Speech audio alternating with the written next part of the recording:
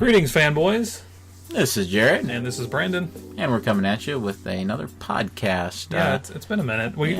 I think everything we produce now starts up with that. Hey, it's been a minute. Yeah, it's been a little while. Yeah. Anyway, though, we just thought we'd let you in on some of our conversations about some of the current happenings and toys. It's going to be all movies. Politics and religion. Every bit of it.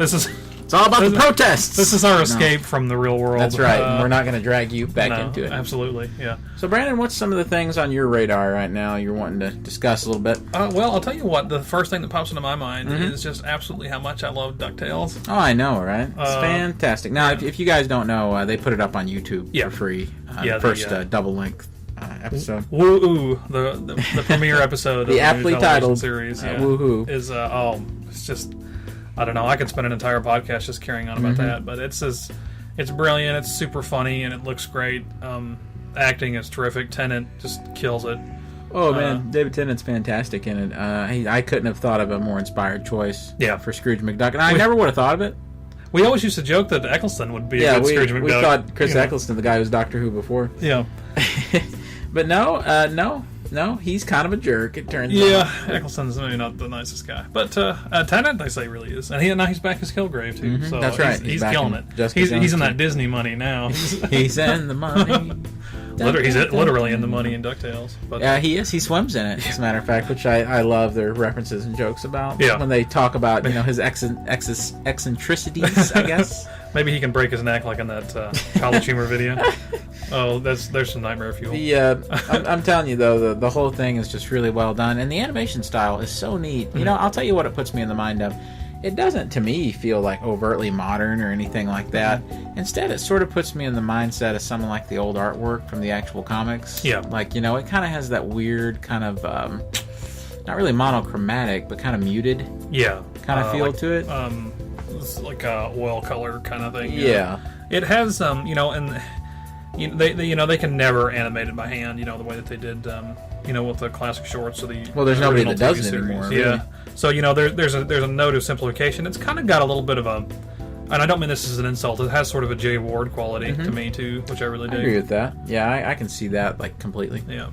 Not only is it great, there's lots of references to classic Uncle Scrooge comics and other Disney Afternoon cartoons, just some neat little Easter eggs about Tailspin and Darkwing Duck. So we're just fantastic. As a big, long-time Disney Duck fan, it just absolutely was exactly what I wanted. I can barely think of any reboot that I've ever been happier with. In fact, I made this statement after I watched it. But I think that it could be the most successful reboot that I've seen in forever. It justifies the current trend of rebooting. In fact, it's something of that good. It shows you what can be done. So. Hey, every now and then there is a wonderful, wonderful reboot. It's a great idea versus all the ones that are just horrible ideas. How many times can they reboot Knight Rider on TV? Before it just becomes why are we even doing this? Or gotta give it up. I don't know. I think TV reboots, live action TV reboots, are in a pretty bad place. Hawaii 5-0 and all this, which a lot of those shows I'm sure are fine. Oh, it's fine, but it's just I think animation, there's a lot more potential for reboots because you can play a lot more fast and loose with how much of a reboot it is. You don't have to worry about actors aging out. Exactly. Speaking of fast and loose with animation, we just watched via digital download Bruce Timm's new animated Batman movie, Batman and Harley Quinn. Batman and Harley Quinn. This movie kind of got a bad rap online. Immediately, I'd read quite a few negative things, and lots of people said that it was kind of a shallow retread that was just kind of looking to cash in. Yeah, it kind of kept me from getting the Blu-ray earlier. Yeah, me too. Because I was thinking about it. Which, that's the thing is, I guess it comes out at the end of the month on Blu-ray. And for now, it's digital download, and of course there was a theatrical exhibition, a one night only. I didn't go and see it. I was busy, or else I really would have Unfortunately, I would actually, seeing it now, I would have loved to have seen it in the theater. Yeah, me too. That actually would have been a really fun experience. We both liked it a lot. Yeah. In fact, it was super funny. Yep, I laughed heartily throughout the movie. Maybe we're just looking for some much needed escapism in our current real world, but it was terrifically entertaining. I can kind of get some of the criticisms, but yeah, I kind of understand some of it. I mean, it's a little shallow. It is. It's shallow, and the structure is a little bit funny, but You know, if you... It's got third act problems. Yeah, I think third act problems is almost a given. Like, you know, like I don't remember the last movie I saw that didn't have some third act problem. There's always some kind of issue. Sticking the landing is just a lost art. But you know, it's got some great appearances in it from some really offbeat and kind of random DC Animated Universe characters. Yeah. Then a really funny appearance by a legendary DC one of Comics our all-time favorite, maybe our very favorite DC character ever. It could be the favorite, aside from maybe Batman himself. I would say that he is definitely my favorite DC character. Now, this is kind of where I could, you know, I can see some contention about how the appearance is handled. Yeah. If you're looking for a legitimate interpretation of this character, maybe this isn't it. This sort of is. Sort of. I don't know. It was played for laughs. The look and the performance are incredible. Yeah, they're incredible.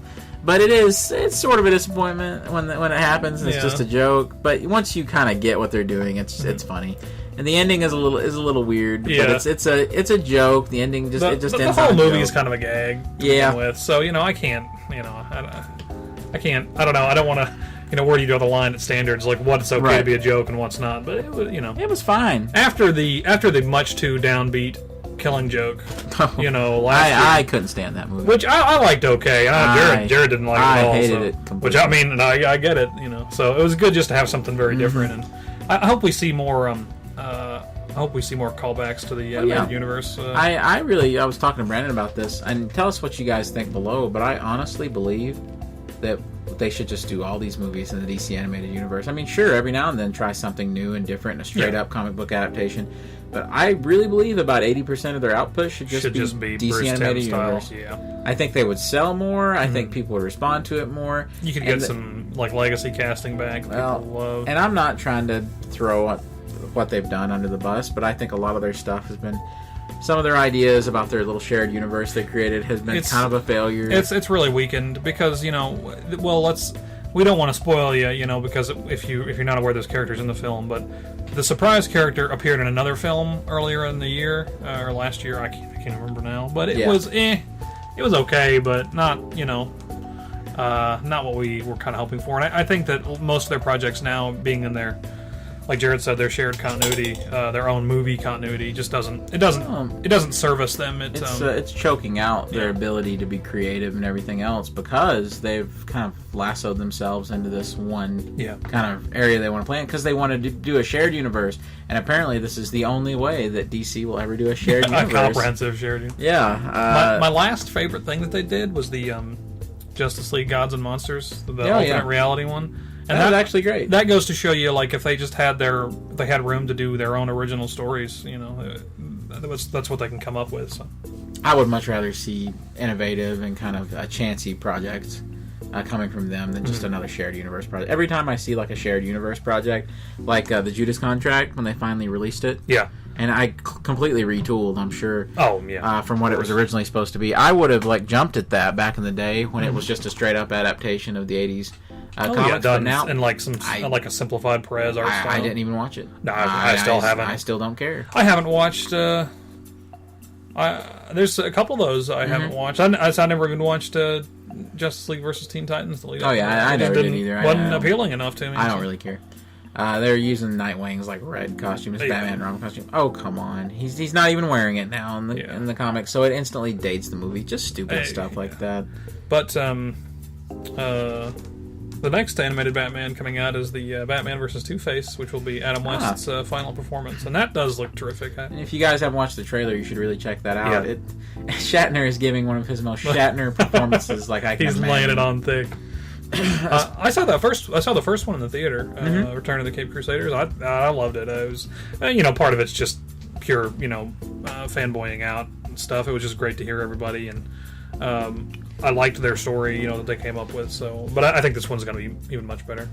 Yeah, I'm looking forward to it. It's under sad circumstances. God bless Adam West. Rest in peace. Yeah. But it's great that he got to play Batman, and it's going to be released posthumously, and that his legacy's going to live on. Absolutely. So Brandon and I have been kind of neck deep in what were you? How are you going to transition? That's okay. I was about to say, speaking of Fathom events, which is how I saw the 66 Batman movie. Just real quick, just to vent, and I very rarely use this platform to vent, but I tried to watch the Riff Tracks live Doctor Who, the 5 Doctors, last night at Cinemark, and it was just like an awful experience. Like they had to time delay it, so it was recorded, but then they didn't record like the last 20 minutes, so it was just awful. Yeah, we I had kind of a weird experience there just a little while back. They were doing the Fathom event for the Sword Art Online Ordinal Scale movie that they had out, and the lights come on in the theater, like full brightness, about halfway through the movie. So my wife, she went ahead and just told them, they needed to turn the lights off, and they did. But it was just really weird. Their timing is really, really off. Yeah. So I don't know if the staff just doesn't know, like, if they're not given enough information to do this stuff right, or what. I feel like that they just have very little to go on with the Fathom events. Yeah. But kindly hard to predict, especially when there's only like 10 or 15 people showing up for some of these. Yeah. So. Exactly. That was my experience with. But that's the worst thing that I have to complain about all week. That's pretty good. Yeah, Brandon, shut up. You ain't got nothing to complain about. No, but yeah, we've kind of been immersing ourselves, Brandon and I, in some of these Justice League toys. Yeah. That have come out, and I guess the launch for the toys was about 2 weeks ago. Am I right on that? I believe so. Yeah. Yeah, that was the August 1st one. Yeah, I think that's right. Yeah, around August 1st, a couple of weeks ago. Yeah. And almost all my purchases were done through Amazon, so I was just basically camping out on Amazon, waiting for the figures to go up on pre-order. Part of the problem with that was buying blind, of course. Yeah. Well, I'll get into that. Yeah. So one of the first things I did was they kept stocking in these basic figures. So I actually got quite a few of those, and I was actually pleasantly surprised by a lot of the basic figures. I mean, you've got some real stinkers in those basic figures, like Aquaman isn't very good. Yeah. Looks horrible. Yeah. And then, however, you got some real winners, like the armored up Batman, the tactical suit Batman, as they call him. Mm-hmm. And that's great. Those figures have wrist hinges. Batman has boot cuts, and the sculpts on these are really pretty solid too. Yeah, the very solid sculpting. The cyborg sculpt looks much better than the multiverse figure. Yeah. We'll get to that. We'll get to that in a minute. However, buying blind kind of bit me in the butt a little bit with Amazon, though, because I for every great paint sample you get, there's one that's just a disaster. Or two that's just two that's just a disaster. And I got the basic Flash figure, and oh my gosh, it was just horrendous. Yeah. The eye paint was something out of a nightmare. It was like a Mike Judge TV show that went like really horribly wrong. Like someone was drawn off model. That's kind of what his eyes look like, but they're horrible. I've been looking at some pictures online. I haven't really seen many other people's even that were that bad. Yeah, most of them are just fine. So that's the Hasbro's finally rolling out their new digital printing process, where they print a digital image of the performer's face onto the head sculpt. Right, which is something that Figure Arts people had already been doing for a while. Yeah, out of Bandai in Japan. And that's had some kind of mixed results so far. I don't own any of them myself, so I don't want to be like, oh, I can say for sure. But I've seen some of them look terrific, and then I've seen some that just are a little. Well, Hasbro made like a statement, and I didn't think that they should have made it. It was kind of like George Bush Sr. saying no new taxes. Yeah.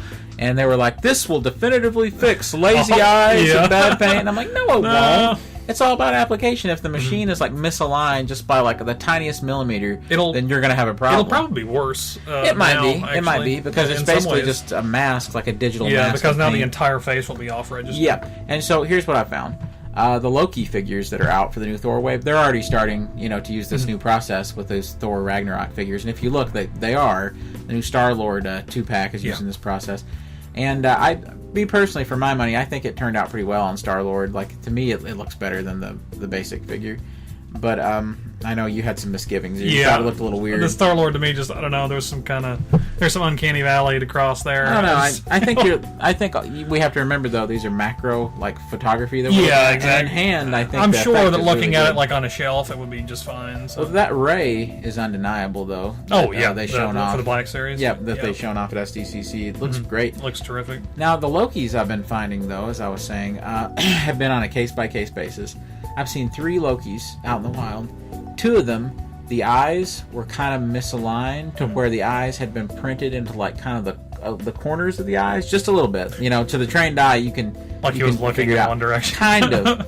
However, there was another one I found that was printed perfectly, and I mean, and it was arresting. Like it really looked it was superlative. I mean, with the digital scan that they clearly did of Hiddleston's face combined with that paint, I mean, it was spectacular. Excellent. I've seen one. I've seen the basic Thor and Loki out at Target, and it looked pretty good. Honestly, I didn't like stop. Yeah, I was like, if I stop and look real close, I'm gonna buy these, so I better not. I almost did. Yeah. They also use the digital face printing stuff with the Bernthal Punisher figure, which I found the one sample I saw at a Walgreens. It looked spectacular. Like it was really, really good. I haven't bought any new Marvel Legends in years, and I'm gonna have to break down and buy those Marvel Knights figures. Well, I had to get Daredevil and Punisher. Yeah, and then it's like, well, then I have to get Jessica Jones. Yeah. And then, I gotta get Elektra. Oh, and look at this new Bullseye. I swore I would buy every Daredevil figure. Yeah. And I have, every one that comes out. And why not just get that excellent new man thing? I mean, why you see, and you see it just goes from one thing to the next. And I'm telling you, you can continually justify all these things. Every purchase you will justify. Yeah. Well, speaking of justifying purchases, I had justified buying all the Multiverse Justice League figures. And that's a mixed bag. But there's a lot of good there, and there's a lot of bad. It could be much more good than bad, I think. Right. There's so much inconsistency there, but you know what? I think the good really does win out. You've got, starting from the bottom, the worst figure, in my humble opinion, has to be the Cyborg. Oh, it's just that the basic figure is pretty good, far and away. Yeah. But if that basic figure was just a half an inch taller, I would use it. You could throw that multiverse figure away. Man, the multiverse figure has these like huge bulbous shoulders that plug into a torso that isn't exactly big enough. Yeah. And then there's all this weird articulation that looks really bad. Yeah. And the head sculpt is very animated looking. Yeah. Looks like it's made out of Play-Doh. Yeah. So that's a bad thing when the basic figure beats out the head sculpt of the multiverse like 6-inch figure. Not true of anybody else. Like this is a misstep. Just a mild misstep. All the others are superior. Yeah. But this is the one. Now the one that is questionable in its superiority, I guess it is better technically, but Superman is really it's not a great Henry Cavill likeness. Yeah, the figure at large is fine. The body sculpt is the body sculpt is the same thing we've seen since Man of Steel, 2013. Really. He's got this funny like cartoon Bruce Campbell head. Yep. The thing is though, if you can find like the right paint apps, which I had to look through 3 of them before I could find one that was acceptable, it looks pretty good. It looks all right. I honestly think that maybe if they had done the eyebrows a little bit differently and the eyes a little differently, we could be looking at one of their better Cavill attempts. Yeah, but I'm telling you, it's not. The hairline's off too. It just doesn't. Yeah, I'll tell you. That's funny. I'm looking at it right now. I'm holding it, and he sort of looks more like Ty Burrell than anything else. Yeah, he does look like Ty Burrell. Which he and Cavill have sort of a strange kinship. They do actually. Yeah. Like they kind of look like they could be cousins. Yeah, first cousins. And then moving up the line, because those are Cyborg and Superman are definitely the worst figures in the line. I would say. I would say then going up from there, I would say the Wonder Woman they did is actually pretty tight. Like it's actually pretty good. Very it's just good. a straight up reissue of that Toys R Us exclusive. Slightly different colors. It seems like the same exact figure to me. I don't know, but I'm glad I didn't buy the Wonder Woman because who even. Ares isn't even accurate to the movie, so I mean it's a cool looking figure. Don't get me wrong. It'd be a cool comic book Ares, but that's about it. Then moving up from there, the Aquaman is terrific. He's just got a beautiful sculpt and all the paint's right. Now that's the thing, the basic figure totally botches the paint. Yeah, and he looks like he's kind of been like airbrushed some gold on a green shirt. They've just dry rubbed gold all over him or something. Oh, it looks gorgeous. And there's that new Mira figure coming from Amazon that they listed for pre-order. Now that will be a terrific compliment to that figure. Oh, absolutely. Now going on up from there, you've got the new tactical suit Batman, which may not be quite as good as the Aquaman, but he's still great. He has this neat kind of like thin, like plasticky leather cape that I like, but some of his articulation's a little limited. But I love the figure. I think it's got a lot of detail. Jared hit on the fact that he's kind of chubby. he's a little stout. Yeah, which is cool. Which is exactly like Batfleck. And looks a lot like Alex Ross Batman, which we really appreciate. Which I like that Affleck Batman is so stocky. Yeah. But man, the figure really really emphasizes his stockiness, which You know, your mileage may vary. I like that, personally. Yeah. I like Batman to be a big old guy. Mm-hmm. And then finally, the number one figure has to be their Ezra Miller Flash that they did. Oh, yeah. I mean, it's just great. And it's funny, just for a gag, I got my Grant Gustin, like, Mattel Multiverse Flash out and put him side by side with him. And it makes that TV show Flash figure look horrible. Yeah. Like, absolutely awful. And that figure was never very good. He was already challenged to begin with. I mean, I got it for brand loyalty, basically, Yeah. because I love the show so much. And don't get me wrong, if you got, you know, Grant Gustin and Ezra Miller side by side, I'm going to point to Grant Gustin and say, well, there's Hey, the that's Flash. the Flash, yeah. You know, Absolutely. But, however, am I trying to down Ezra Miller? Ezra No. Miller is like an awesome actor. Yeah. I mean, I love Ezra Miller, and I think he's going to be terrific as the Flash, but He's got a lot of enthusiasm, which I appreciate. he's got the right personality. He's much more of a Wally West than he is a Barry Allen. He really is, yeah. They probably should have just had him be Wally West. Yeah. And that could have maybe helped. There's so much going on with that character in Rebirth now that it's... I guess he's sort of untouchable. Yeah. We've gone from a period in comics where they weren't allowed to use Barry Allen because he was dead to they have more than one Barry Allen in live action. Yep. Going, Now like, there's so many Barry Allens, Yeah. it's ridiculous. So that's kind of the rundown of the figures, but basically to get the Build-A-Figure, I was sure to purchase all of them. If I had a choice, I really wouldn't have wanted the Cyborg. He was horrible. The other ones are fine. Yeah. The Superman is okay. He's tolerable if you get the right paint sample. If you don't get the right paint sample, it's awful. The truth is, if you don't mind sort of fudging the height too, you can just use your old Man of Steel Superman figure and just have him standing on something. Just use your Toys R Us exclusive Batman v Superman figure, which was awesome. They had corrected all the paint. That was a great figure, and that head sculpt is actually very serviceable from Batman v Superman. Just use it. You can just put this one in the bin or whatever. Yeah. I have a feeling we won't extras. hardly even see Superman in his traditional costume much of the movie anyway. Yeah, I doubt it. I'd say he will be in some sort of resurrection suit. I mean, watch me be wrong, but who knows? At this point, it could change tomorrow. It might change tomorrow. It really might. Well, what's even going to happen in the movie? So Whedon could be reshooting the whole thing. Apparently, Superman will have a mustache now, according to what all the articles say. Which no, but who knows? I mean, with Tom Cruise getting hurt on the set of Mission Impossible, it kind of makes me wonder if they're going to delay production like so much, which they say they won't. Yeah, they said their date's still set. But if will Henry Cavill just be like, oh, well, I can just shave the mustache now? Maybe it'll be a situation like Temple of Doom where they'll continue to do like second unit stunt stuff, and it'll make it even more incredible. We'll get some like insane practical work. Hey, those Temple of Doom like fights in the mine are some of my favorite parts of the movie, and that was all done because there was nothing else to do while he was recovering from his back surgery, his experimental weird back surgery that he got, that everybody told him not to get, but that it worked somehow. And now he's still Han Solo. He's still alive. What? That's a spoiler. Nobody's seen episode 7 yet. You think because he and Ron Howard are old buddies, do you think that like Ron Howard's going to get Harrison Ford back to do like a wraparound for the Han Solo movie? Here's the thing about Harrison Ford. Never underestimate that he won't like do something for money. Because he will. Absolutely. Why do you think he's doing Blade Runner? Yeah. It's money, it's man. I mean, should there be a Blade Runner 2? Absolutely not. Mm-hmm. No way. And it might be a great movie, but should it be made? Probably not. No. However, though, I don't know. He's so jaded about it, about Han Solo in particular. Yeah. And he was so insistent that they kill him off, and he was trying it since, like Return of the Jedi. I don't know. It would be kind of weird if all of a sudden he was just like, hey guys, I'm back home, Chewie. Let me shoot a wraparound here.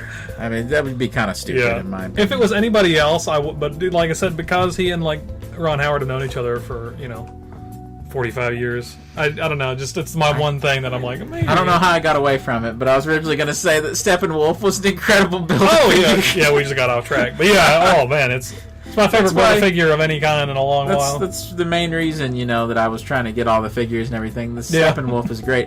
Now, and here's the thing: I like the movie design a lot. How do you feel about it? I like it a lot too. I don't think it's indicative of Steppenwolf in the comics not at all. If I had mine to do, I would really like, actual 70s Kirby Steppenwolf is kind of like Robin Hoodish, and there's no way you could translate that well. I would like to see something like Superpowers Steppenwolf, like that's exactly what I would do. Brown and red armor and the kind of spike. I don't think it's unreasonable either. No, and there are some sort of shades of that in this. the axe and stuff, for instance. But it's honestly, this whole idea is divorced from the nature of the character, except for just some kind of the continuity, the contextual, relationship with him. This character might not even be Darkseid's uncle in these movies. I mean, for all we know, I mean, we'll just kind of have to wait and see. But who knows? I mean, I'm curious to see how they're going to do Darkseid. Which, clearly he'll probably even make some sort of appearance in Justice League. I'd imagine it'll probably be in the final trailer for the movie, more likely to try to sell it. It'll be, Whedon's doing the reshoots, it'll be just like Avengers 1. There'll be, the Sod will come up to the chair, and they'll be like, oh, Steppenwolf, and he'll just turn around and smile, like Carbon. I'll do it myself. And he puts on the Infinity Glove. Yeah. The gauntlet. That's one of those bizarre situations where whatever they do with Darkseid will be considered a ripoff of what they do with Thanos in the Avengers, but in the nature of the characters is that Thanos is just a ripoff of Darkseid, in the comics. So. Jim Starlin even said that. He was like, if you're going to rip off somebody, why don't you rip off somebody cool like Darkseid? So. Hey, they have a right to rip him off. That's all I can say, because they got ripped off first. Exactly. And I think that all the Marvel and DC guys are pretty well aware that it's just that they do this to each other constantly. It's been a game of rip-offs just, since the beginning. Have fun with it, try to make the best product you can. I got full confidence that Joss is going to take a movie that I'm sure was probably an awful mess and turn it into something actually pretty watchable and good. I hate it for Zack Snyder because maybe the plan was he was going to fix a lot of the problems because lots of movies have issues and they have to go back, and apparently Wonder Woman had some pretty major issues, and they just fixed them and it actually worked. Rogue One had major issues, they fixed them, and in my opinion it actually worked. I think that if you're struggling about Rogue One's quality, I think you're just being jaded. Myself, I really think that's a jaded fanboy argument. Like we said from day one, anybody who actually thought that Force Awakens was better than Rogue One probably needs to go back and watch The Force Awakens. I'm not like knocking Force Awakens. I love the movie, I do. Yeah, but Rogue One is clearly the superior product of the two. Anyway, though, that's 5,000 more comments. Yeah, we've never had more. That for us, that would be 5 more comments. Steppenwolf, though, incredible figure, and honestly, I mean, I feel good about buying all the Justice League multiverse figures. Oh yeah. Just to get the Steppenwolf, which is this incredible, painted masterpiece of a figure, and pretty sizable too. He's not just huge. Slightly larger than the regular figures. He's a good size piece. So that's the bonus you should be getting. About 8 inches, about a big 8-inch scale figure. I mean, it's great, and it looks like in the movie that's exactly right. He's going to be about scale looks appropriate for the film. So I'm looking forward to it. Speaking of Justice League, do you believe, Brandon, that any of these rumors about Affleck bailing on Batman, do you think that that's true? I don't know what to believe anymore. Because there has been a billion different things, and I'm so exhausted by it. I know. I felt pretty I felt like that was sort of definitive word in San Diego last month, but now I felt pretty good about it. I don't know. Here's what I think. I truly believe that something's up. I'm not saying it is or it isn't, or he is or he isn't going, but something's up because it simply would not keep getting brought up from multiple sources. Well, the timing's suspicious because it's like, Joss Whedon's gone back and reshooting the ending of Justice League. And then, 2 days later, Casey Affleck's like, I don't think Ben's going to do it anymore after Justice. I'm not saying Batman's going to die, but, my fan theory is that, and, I could be completely wrong. If I'm right, I want people to go back and listen to this stuff. I think that there's going to be something, cosmic happen at the end of this. The Flash is going to go back. We know now that they're doing Flashpoint. So. Yeah, which I'm very excited about. Very much so. So, I don't know, maybe the Flash is going to go back in time at the end of this and start Flashpoint. Look, if Jeffrey Dean Morgan doesn't play Flashpoint Batman, why even make a Flashpoint movie? Exactly. I'm sorry. Why would you even do it?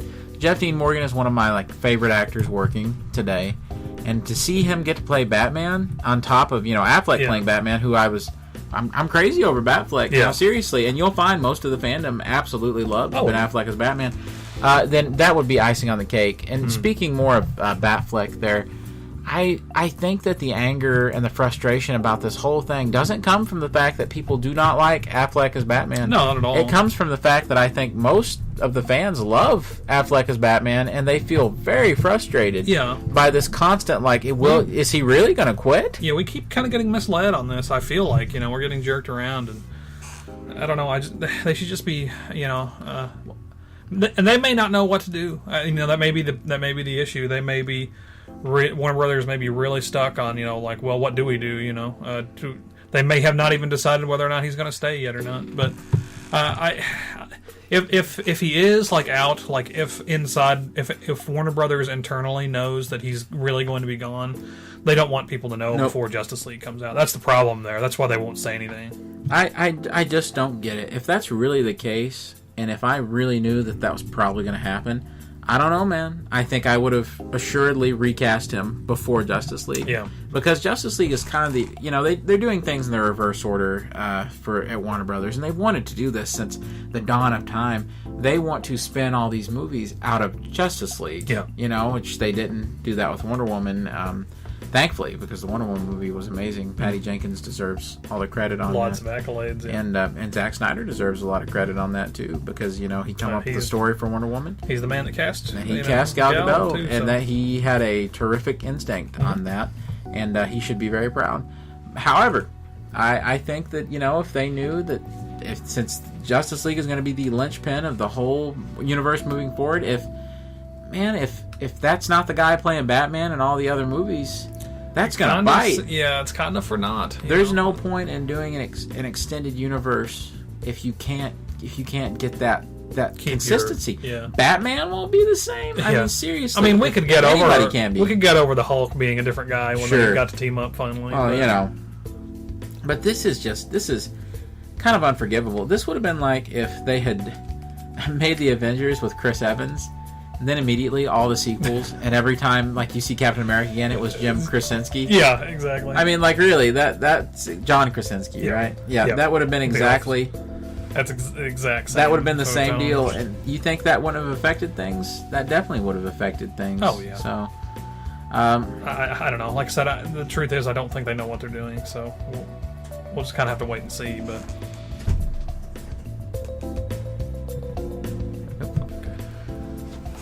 But yeah, I mean, if Affleck really is done, I'm going to be heartbroken, disappointed. But you know what? If he really doesn't want to play Batman that much, let somebody who does want to do it. Exactly. Do it. And I keep hearing this statement: as long as Warner Brothers will have me, I'll play Batman.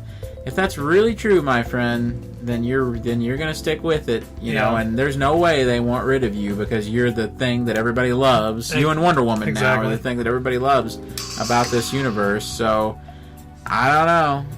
If he's just lying and he just wants out of it, be a man and admit that you want out of it. Yeah. If you just don't like that's fine. I do Batman, respect that more than just lying around about it. I don't know. We'll see what he does. Yeah. At this point, like, I don't know, I have like no set of expectations for where Batman goes from here. The only thing I know is that Reeves is going to be a fantastic director. Oh, he's going to do a great job. There's no doubt about that. Absolutely no doubt. What do you think about the state of Marvel television right now, Brandon? Oh, well, it's one of those. It all goes in phases. Things go from DC has such a great handle on what they want to do on television and their shared universe on the CW and some of their other projects.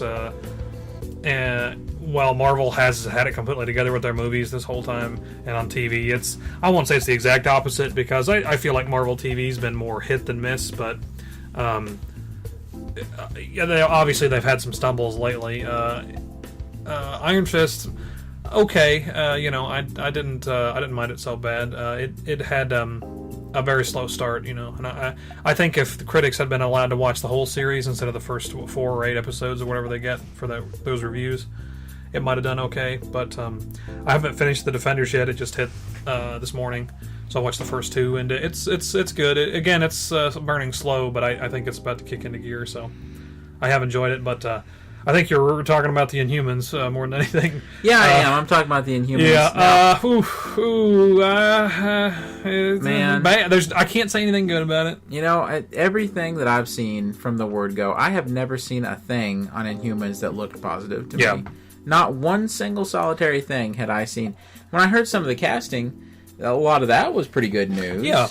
But man, oh man, how can they take a Marvel property like this, that they made the announcement and went out of their way to like imply that it had. I think they might have outright stated it, that it had like a feature film budget. And done with this that's been the word on the quality. street. And now the director, that foreign guy or whatever, comes out and he's like, "Oh yeah, they hired me because I was fast and cheap. I was fast and cheap. I could get it done. We didn't have any money, and there was all these guys in suits standing around telling me what to do. I mean, it was." Yeah, and it looks horrible. A terrible misstep, really. And I hate that because, I like the Inhuman characters. It's one of those. It's a rights thing to me. I know that there's lots of modern Inhumans fiction out there. I haven't read a lot of modern Inhumans comics.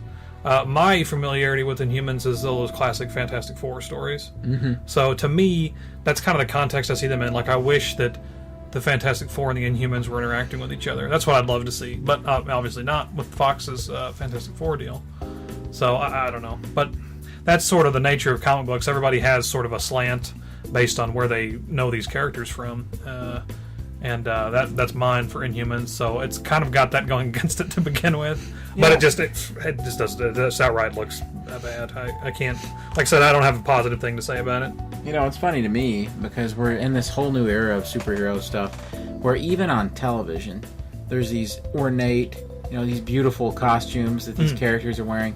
You just look at Legends of Tomorrow at some of the stuff they've done with their costumes, and the Flash and everything, and Green Arrow especially lately. Mm-hmm. I mean, it's gorgeous. Yeah. There's some incredible design work going on television. Like comic book perfect costumes for like Wild Dog and Ragman on Arrow. And then for the Inhumans, I think that they're living in 1998. Yeah, this is how the Inhumans would have looked on ABC in 1998. Yeah. That's right. It's almost like Generation X here. Yeah, the TV movie. Oh, Black Bolt's suit looks dead on like Hasselhoff's Nick Fury costume. That's why I keep thinking of it, too. Exactly the whole time I said that, I was thinking of the old Hasselhoff Nick Fury stuff. Yeah. I mean, and that was way more acceptable for Nick Fury than it is for Black Bolt. Okay, let me put this out there. How can they do an Inhuman show where Black Bolt doesn't even wear his mask? I know. How is that possible? Look, it's been done before. There's been characters go maskless that have worn masks, but I just think I don't know. This Black Bolt though. Yeah, I think it's such an iconic part of the look of the character. I just can't. I don't know. I can't divorce myself from the visuals.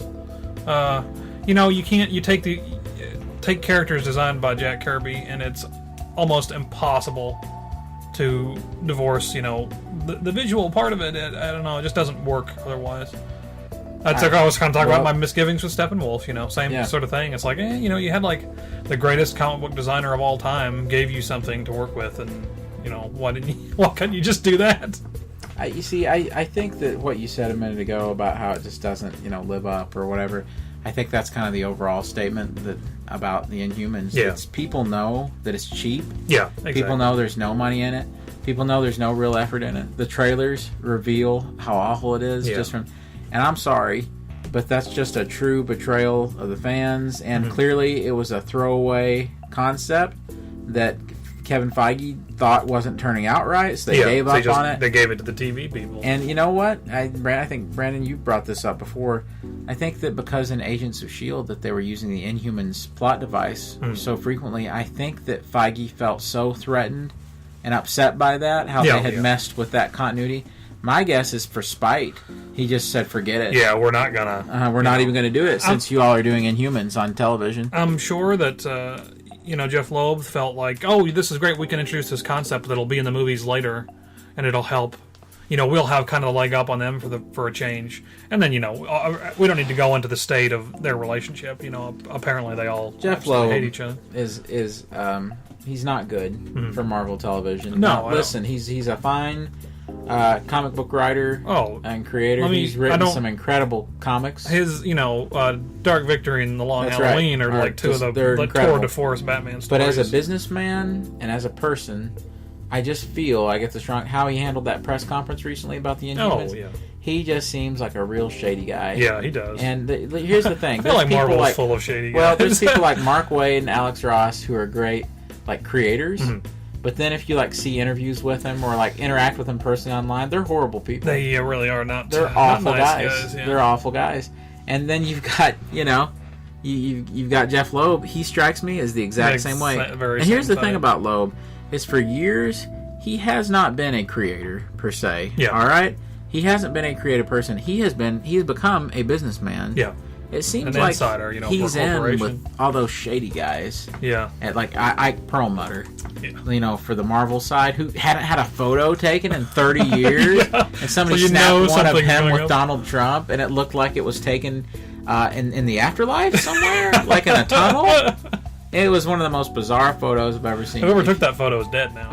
Yeah, they didn't make it, man.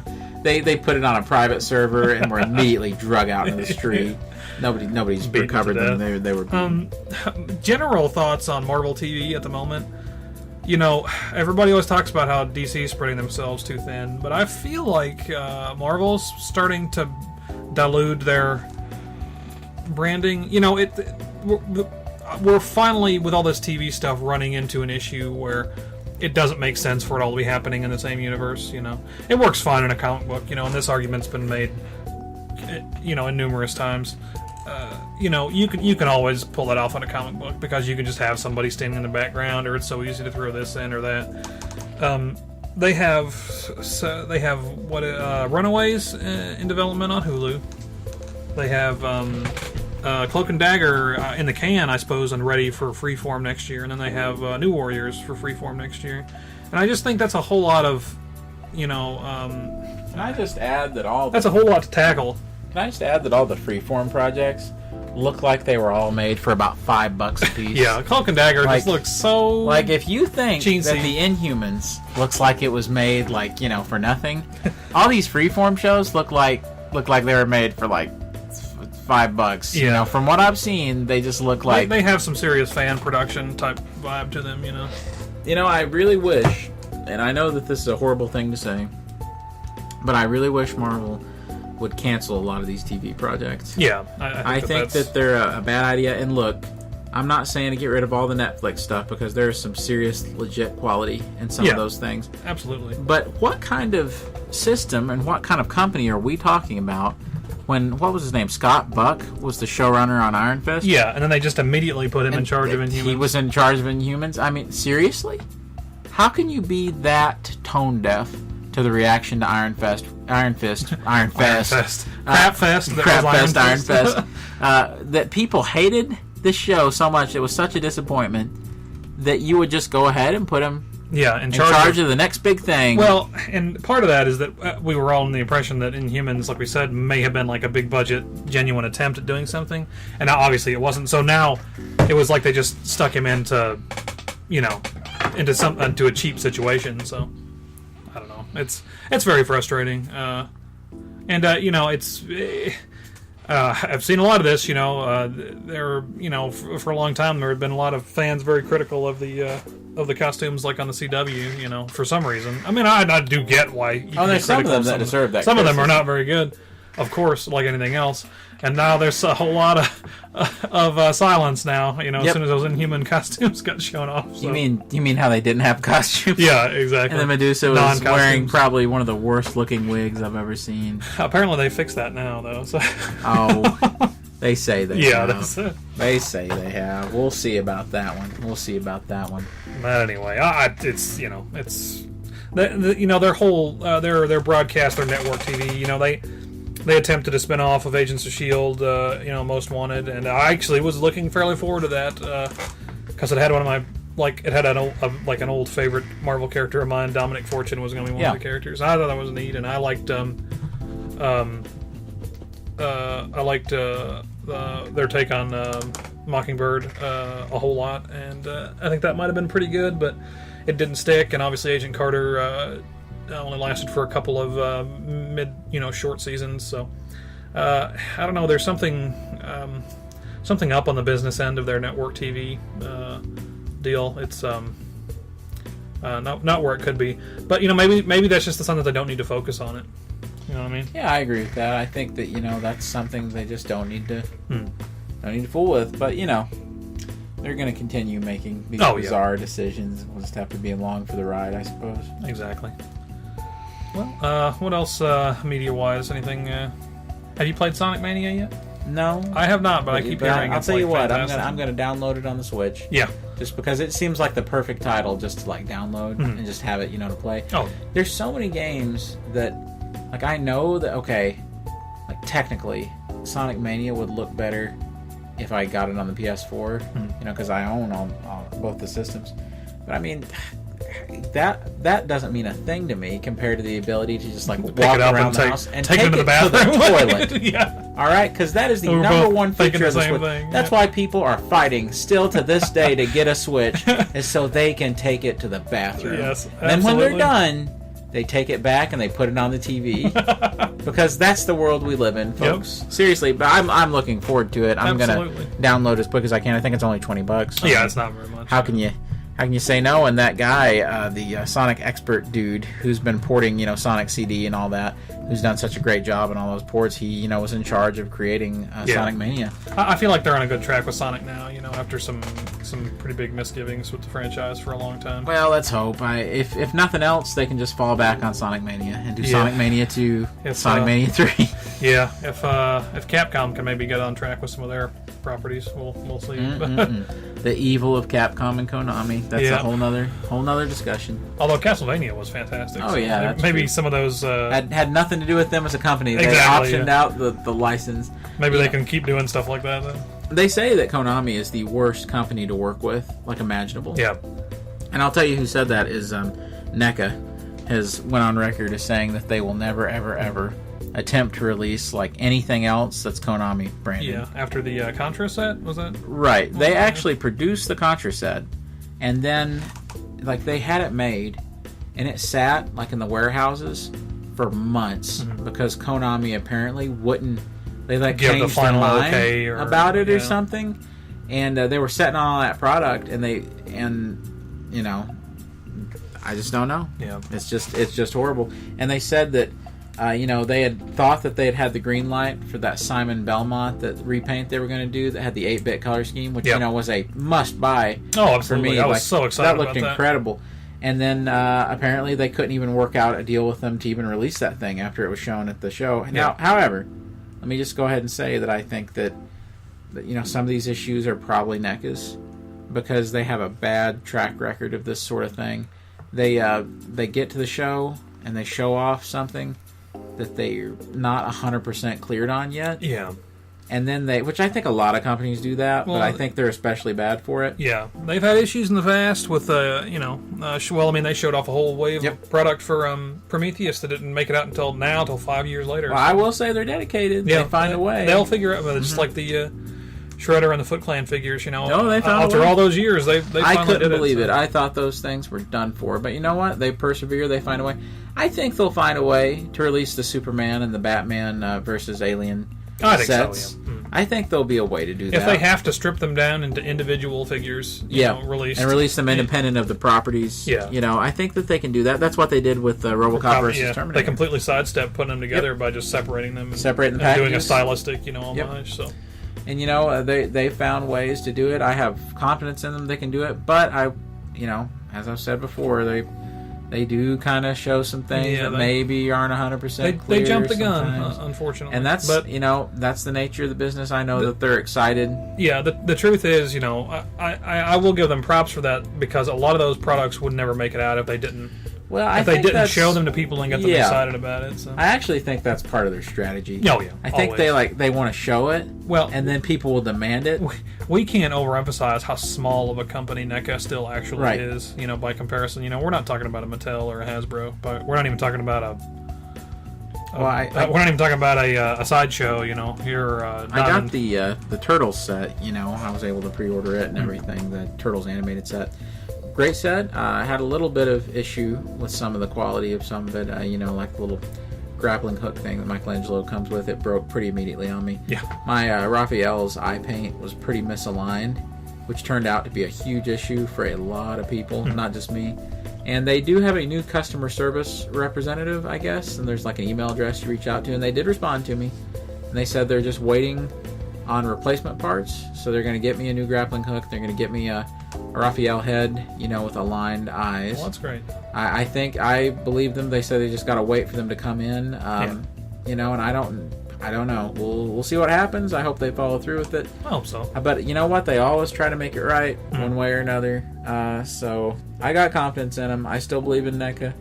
I still think they're a good company. Oh yeah, I still pretty consistently buy NECA stuff. So I hope their products. Actually end up coming out that they've shown recently.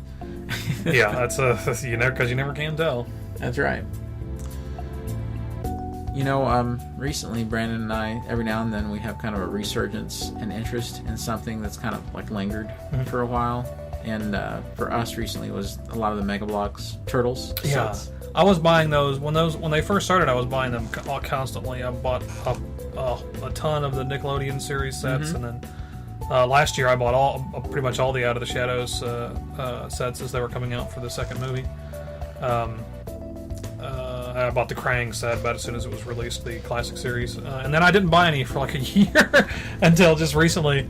And I guess it was because Jared bought. Did you order the Technodrome? You got the Party Wagon. Well, the deal is, I was at Meijer, Yeah. and they had discounted the Party Wagon, the classic Party Wagon, 87 Party Wagon, down to like $25. It was a $50 set, and I thought, okay, that's cool.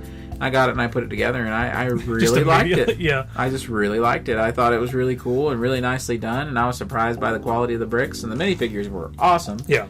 And I had to just go ahead and immediately jump into a lot of the rest of it because it was just great.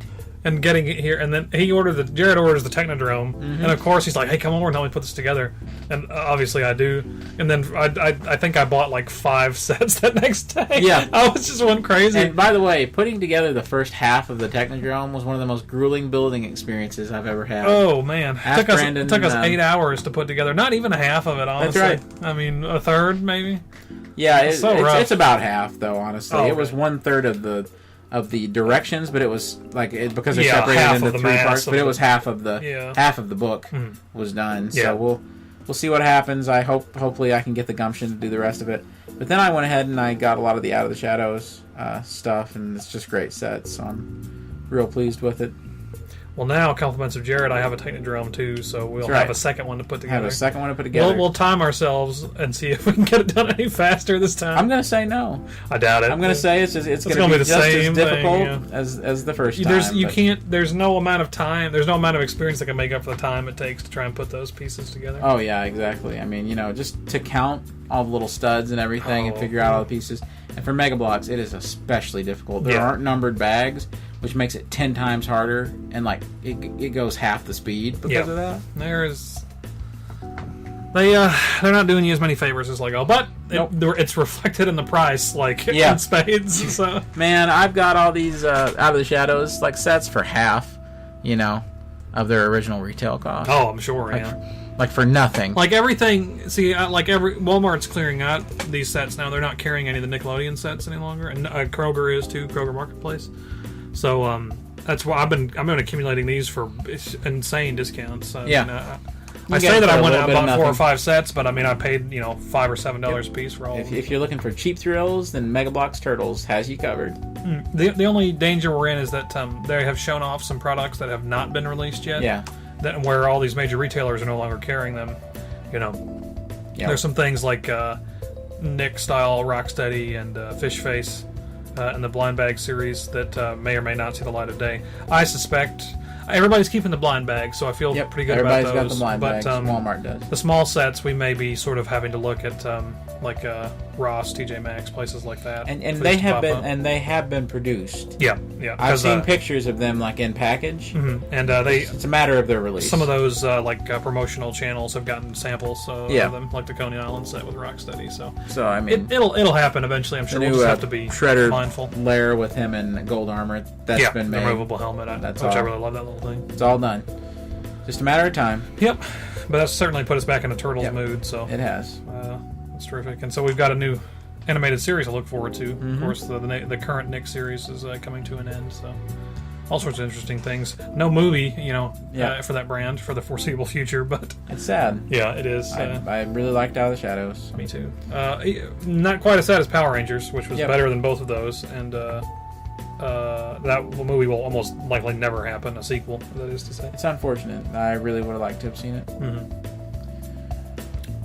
Well, friends, that's just a few of the things we're going to talk about for this particular episode. Yeah, we've always got those things on our mind, and just good to sit down and put them on the record. That's right. Sometimes it's fun just to put them out there. So we can look back and see how much we agree with ourselves, or how swiftly we changed our minds. Or how wrong we were about every one of our predictions. Yes, exactly. If Flashpoint doesn't happen at the end of Justice League, I was only joking. I'll be sitting here listening to this years later with my 8-bit Simon Belmont figure yes. and my NECA Batman and Superman fighting the aliens. Yep. So there you go. Well, guys, it's been Batman's good. Still Affleck still playing Batman. Like 30 years later, like in his 15th movie. He's 60 or 70 years old, still playing Batman. He'll be the new Adam West. Oh, we can only hope. We can only hope. Yeah. Friends, it's been good talking to you. It's always a pleasure, and again, we're done promising that we're going to try to do more, but we always talk about yeah, some sure. things, so we'll be sure to do some other stuff. Keep an eye out. In 4 or 5 months, we'll have something else. Yeah, there you go. Something else. else. Yep. Something else. There will always be holiday videos, and don't worry, there'll always be a new Mezco 112 collective figure review for everyone I get, because I spend so much money per figure that I feel like I have to document me opening and playing with the figure. That's exactly why I do it. Absolutely. Anyway, though, friends, good talking with you, Always. and we'll catch you later. God bless you. You too. Take care. See ya. Bye. Bye.